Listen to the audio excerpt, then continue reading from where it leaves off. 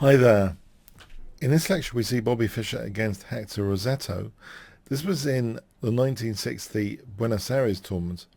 Fischer had become involved with people of the opposite sex, and this seemed to affect Fischer's results in this tournament. He actually only scored 3 wins in total, quite a number of draws and quite a number of losses. It was actually Fischer's worst professional tournament of his career up until this point. However, let's have a look at his 3 wins, and this is one of them. So Bobby Fischer against Hector Rossetto.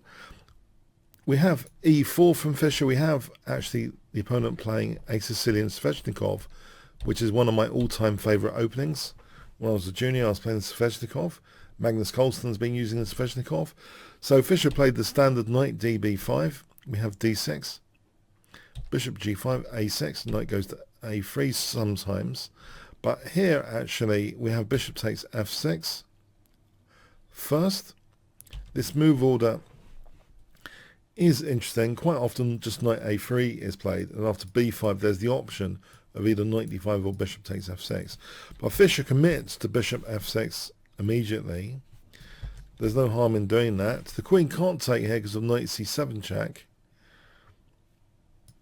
Let's put that on the board. So we have g takes f6, knight a3. And here the usual move is b5, and then play might continue knight d5. And it's interesting play. White quite often plays moves like c3, knight c2 later, a4, tries to keep a grip on d5. It's interesting. But in this game we see a very, very unusual treatment of the Sicilian Svechnikov. Instead of the b5 super popular move, a very rare bird move indeed, this d5. It's interesting. It's an interesting pawn sacrifice kind of gambit. We have Fischer playing knight takes d5. This is a good response. A bad response here would be e takes d5, because after knight d4, black's position is rather active. For example, b5 here and then f5. It's kind of aggressive with that knight on d4. It's at least equal. So e takes, yeah, it's interesting. Also, bishop takes a3 is also interesting, taking out a knight, and then bishop g4, for example. This is a nice position as well after bishop g4. So Fischer's method here is good. Knight takes d5. We do have bishop takes a3, b takes, bishop e6, bishop c4, queen a5 check, and now Fischer plays queen d2. Yeah, White's got to be careful about bishop. If c3, White's got to be careful about bishop takes and then queen takes c3 check on the cards as an example. So queen d2 looks a little bit lame to offer the exchange of queens. King f1's even worse though. Black just castles queenside, and then there's things like f5 and pressure point d5, nasty pin. Black's actually doing very well here after queen c5 as an example. So queen d2 is played. We have Rossetto castles queenside, rook d1, and now queen takes a3, white castles, rook hg8. Now queen e3, offering an exchange of queens. This is accepted. It does give an active rook looking at f6 though. King b8. We have now bishop dropping back, rook g6, and now it's a terrible mistake to take here. White actually plays knight b6. If knight takes f6, rook takes d1, and then rook takes f6, that would be a ridiculous thing to do. So knight b6 is played. We have king c7. A pair of rooks come off. Check. Bishop takes d5, because now potentially this really is an idea. Knight takes f6. So we have bishop takes d5, bishop takes d5. It would be nothing for white if e takes. It's easily an equal position with this blockade in my view. This nice blockade. It's an even position. The engine seems to think that as well. It looks like intuitively a very good blockade scenario. no problems. So bishop takes d5, keeping an outpost piece, knight e6, h4, h5, and there is a concern that this could become a liability. However, if h5 wasn't played, if b5 was played, h5 is awkward because of the f6 pawn. And if rook h6, then maybe this continuation, bishop takes e6, is strong with g4. What is black actually doing in this position? Black's tied up. Black's going to have to play f5 at some point to release the rook. The king could just come up and improve in g5 and then win the rook. You can imagine the king g5 winning the rook. King just walks up to, like this, and then g5, and then takes, and then just winning the rook in broad daylight. So that's to be avoided. So h5, though, is a commitment.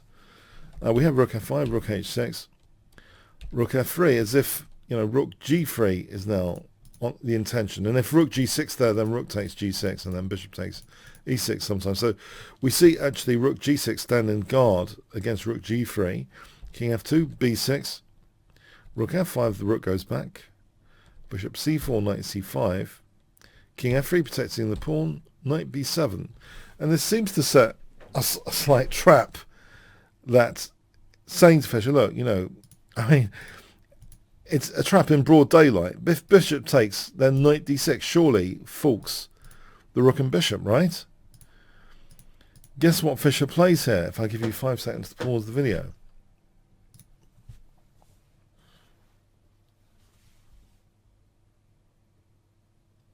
Okay, he does take on f7. He's looking forward to this h-pawn being a potentially dangerous outside pass pawn. So knight d6, the point here is, that not bishop takes, that would be a disaster. Knight takes and then rook takes, depends very much.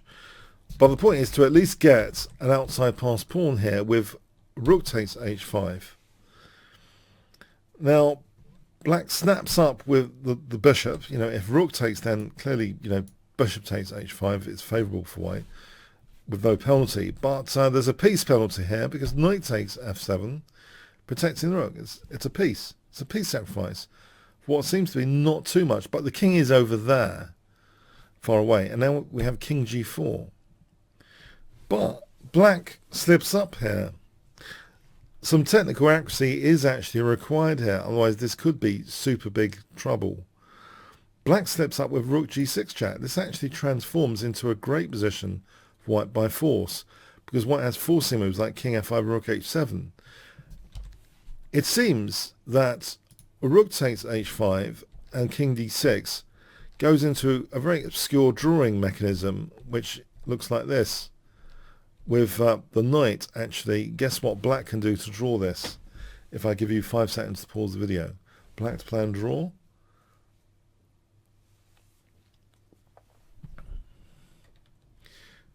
Okay, knight h8. Yeah, this is interesting, isn't it? After king takes, king f7 trapping the king. And it ends up being a kind of curious stalemate position. After c4 takes g5, taking, because otherwise g6 check is too dangerous. And then it's a draw by stalemate. White has no moves. Self-stalemate. So that would have been the way to draw it if black was interested in drawing it. But black played rook g6 check. And here, by force, white's getting the piece back and leaves the asset still there. A potentially winning asset, an outside pass pawn. After check, king g6 is played, which helps potentially to support the pawn rather than going over there. Rook takes f7, a3. This is a slight inaccuracy. Right here and now, white could have played rook takes f6 check and rook f5. And the king's ideally placed, actually, as it turns out, to support the pawn queening. For example, like this, the pawn's queening well ahead of black's a-pawn. So a3 was a slight inaccuracy, but doesn't throw away the winning position, it seems. After king takes, king takes e5 now is a luxury, which is taken. And then rook f6 check. And I'm trying to get behind the pawn before the Tarrasch rule. The terror straw in endgames is when a rook comes behind the passed pawn, but there's no time for that. After check, Fischer actually stops rook h3 with rook h1, and then the pawn is free to zoom up the board. After h5, Fischer triumphed. So this is one of the 3 key wins in this, to me, quite an amusing tournament, showing Fischer is pretty human. You know, if he's distracted by other interests during the tournament, he's not going to be like winning tons and tons of games like the previous tournament. So this is one of the 3 key wins, but nevertheless an interesting game to check out. Okay, and no, we won't be looking at all the draws. I hate looking at draws. So please excuse my bias. I do like looking at Fischer wins. And by the way, yes, I think, you know, this, we might look at other major players like Tal, etc. And by looking at Fischer wins, we're not going to have any duplicates across any of my courses. So yeah, I hope you don't mind. We're just going to look at Fischer's 3 key wins in this tournament and not his draws and not his losses. Okay, that could be saved for another time, perhaps, in another course. Okay, but anyway, instructive takeaway points. Very unusual Sicilian Svechnikov with d5. There's a handful, literally less than a handful of master games with d5. Usually b5 is played. So we have a very distinct looking game from the opening. And very amusing, like going into the trap set deliberately to get an outside pass pawn. Black had to play a super accurate continuation to get a draw by using the knight to sort of lure the king into a trappable kind of self-stalemate. Some interesting variations behind the scenes. It shows basically the power of an outside pass pawn and an investment there from Fischer, which paid off in this particular game. Okay, thanks so much. Hi guys, if you enjoyed this video lecture, you might want to get more at my course, Kingscrusher TV/Bobby Fischer, which I had a blast creating, over 25 hours of video content.